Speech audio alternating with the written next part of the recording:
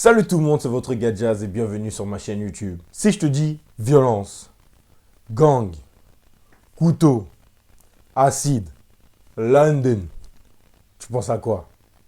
Bah oui, tu penses à la drill anglaise. Et j'ai mon cousin qui est un driller anglais. Donc on va parler de lui tout de suite. Générique à Jazz.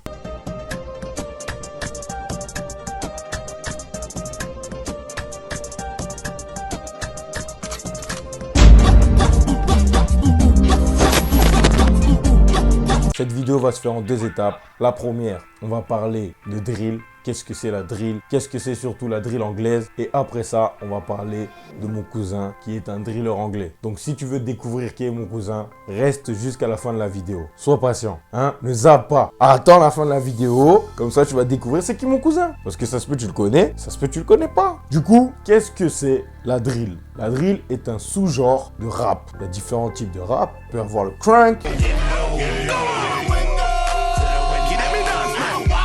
On peut avoir le grime. Hein, d'ailleurs, on va parler de ça aussi un peu, vu qu'on va parler de drill anglaise. On peut parler aussi de boom bap. On peut parler du dirty south. On peut parler aussi de tu vois, la musique californienne.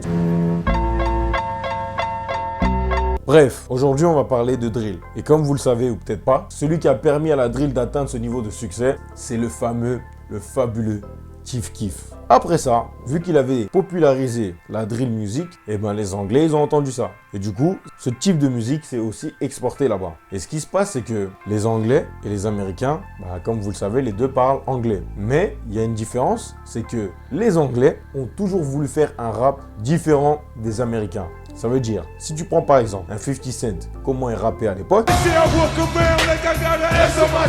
Et si tu prends aussi à la même époque, comment un rappeur à l'ancienne par exemple, comme Dizzee Rascal il rappait. Eux deux, leur flow est totalement différent. Petite anecdote me concernant. Comment j'ai fait pour connaître des rappeurs anglais à l'ancienne? Quand j'étais au collège, chaque été, mes parents m'envoyaient en vacances chez la famille. Du coup, pendant 2 mois, j'étais comme ça en Angleterre. Un coup, j'étais à Coventry, un coup Birmingham, un coup London, vous voyez ou pas? Et j'étais avec mes grands cousins, j'étais avec mes cousins, etc. Et c'est comme ça, ils me faisaient écouter leurs sons à eux, les sons du moment, etc. Et c'est comme ça que j'ai pu découvrir des rappeurs comme Dizzee Rascal, Chipmunks, ouais, un peu des trucs comme ça. Et aussi à l'ancienne, il y avait une chaîne, je crois, ça s'appelait XXL Mag, un truc comme ça. Tard le soir, ils mettaient des clips de rap et tout. Et c'est comme ça aussi que j'ai découvert Dizzee Rascal et plein d'autres rappeurs anglais. Et les Anglais, du coup, ils ont fait ça exprès pour qu'on puisse bien les différencier avec le rap américain. Du coup, c'est ce qui s'est passé aussi pour la drill anglaise. La sonorité, le rythme, etc., ça vient des États-Unis. Mais le flow, étant donné que les Anglais eux-mêmes déjà, ils avaient leur propre flow, ils ont déjà tiré ça du grime. Ça fait que en allant plus loin avec la drill et leur flow assez spécial, assez saccadé, ça a donné la drill anglaise. Vous voyez ou pas? Si on prend par exemple le mec qui a fait de la drill qui est le plus connu au monde, paix à son âme, Pop Smoke, il rappait comme ça.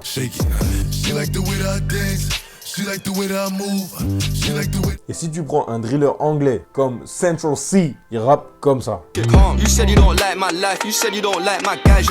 Et quand tu écoutes les deux, tu peux te rendre compte que le flow est pas du tout le même. Les Anglais ont plus un flow saccadé. Voilà tout ce que j'avais à dire à peu près sur la drill. Il y a aussi des rappeurs en France qui font de la drill et qui ont aussi un flow assez particulier, un flow à eux-mêmes, qui a rien à voir aussi avec le flow que ce soit celui des Américains ou que ce soit celui des Anglais. Maintenant, on va parler de mon cousin qui est un driller anglais. La petite histoire en fait, c'est que mon cousin, un mec tranquille, même quand on était plus petit, il était calme, tranquille, il faisait sa vie, etc. Et puis, en grandissant, vous voyez les moments où ta mère elle parle avec une tante, toi tu passes comme ça au salon et elle dit « Vas-y, mon fils il veut te parler, attends, bouge pas ». Et elle te tend le téléphone, elle t'oblige de parler, tu vois ou pas? Ben voilà, ça c'est des délires que ma mère et ma tante, elles faisaient. Et du coup, quand on m'a forcé à prendre le téléphone, je parle, tu vois. Je dis « Il devient quoi le cousin et tout ?» Et c'est là ma tante elle me dit « Ouais, maintenant, lui il commence à faire des bêtises, etc. Il est dans une équipe, ils ont un gang, ils ont leur bande à eux, bref, voilà. » Mais mais vas-y, ça va aller, il va se calmer, etc., etc. Le truc, c'est que c'est jamais calmé. Et donc, ma tante, elle n'avait pas réellement de solution. Voilà, l'enfant, il grandit, il en fait un peu qu'à sa tête, etc. Tu sais pas trop quoi faire. Et là, ma mère et ma tante ont eu une fabuleuse idée. Je vous explique. On arrive aux vacances de Noël, tranquillement. En fait, ce qui se passe, c'est qu'à Londres, pour ceux qui viennent de, voilà, pour ceux qui ont à peu près la même culture que moi, il y a un truc que les Anglais ont, que nous, ici à Paris, on a, mais peut-être pas d'une aussi bonne qualité, ce sont les chèvres, la viande de chèvre. Du coup, ma tante appelle ma mère et elle lui dit, je vais faire un sachet, un bon sac, un bon colis pour toi, avec plein de viande de chèvre, hein, les tabac, cabritou. Et après, je vais envoyer mon fils pour qu'il aille te déposer ça à Paris. Ma mère a dit, vas-y, ok, y a pas de souci et tout. Mon cousin, il prend le sac de chèvre, sa petite valise, et ma tante lui dit, bon ben, vas-y, tu vas aller là-bas à Paris, tu vas aller déposer la viande pour ta tante, etc. Et après ça, tu reviens et tout, vas-y. Il vient et tout, pendant les vacances de Noël. On est là, on fête Noël ensemble, Nouvel An, bon délire et tout. Maintenant, pendant les vacances, ma tante, qui est sa mère, appelle ma mère. Allô, ça va, ok. Passe-moi mon fils et tout. Ma mère, elle passe le téléphone à mon cousin. Allô, oui, ça va, maman? Ouais, ça va et toi, ça va, ouais. Bref, vous connaissez les formalités. Maintenant, ma tante, elle dit quoi? Ouais, comme on est là, à Londres, tu fais trop de bêtises, j'arrive plus à te gérer, etc. Du coup, pour que tu puisses te redresser et t'améliorer, tu vas rester chez ta tante à Paris. Non, dinguerie. Attendez. Dinguerie. Petite parenthèse. On a déjà connu des parents, lorsque l'enfant fait trop de bêtises, il l'envoie au bled. À tous les parents qui font ça, sachez que quand vous faites ça, la plupart du temps, ça ne marche pas. C'est pas en envoyant quelqu'un à je sais pas combien de kilomètres que la personne va s'améliorer, etc.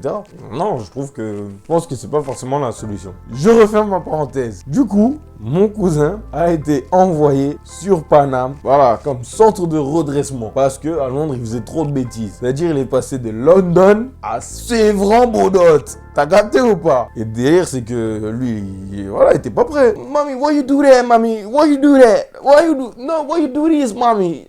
Non, mamie, tu vois. Le poteau avait déjà fait beaucoup de bêtises. Donc, bah, vas-y, il est resté. Il n'avait pas le choix, de toute façon.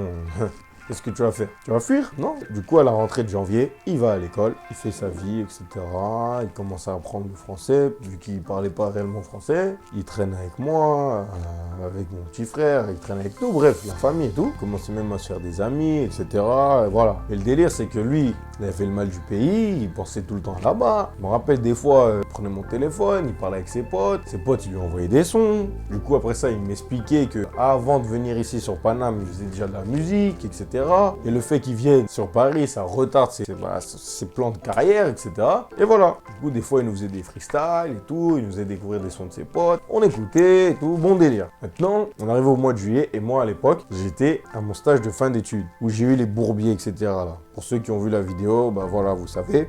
Et pour ceux qui n'ont pas vu la vidéo, vous avez juste à cliquer ici et vous pourrez voir cette vidéo. Bref, ça veut dire moi, tous les jours, j'étais pas à la maison. Mon petit frère, lui, bah, il était en vacances. Ça veut dire il était à la maison, etc. Et au même moment, bah, c'était l'été, mes parents étaient partis au bled. C'est-à-dire l'un des responsables de la maison, bah, c'était moi. Donc moi, on arrive au mois de juillet, je vais à mon stage, qui était en plus en plein milieu de Paris, j'étais fatigué, etc. Maintenant, je me pose dans mon bureau. Et là, mon petit frère, il m'appelle.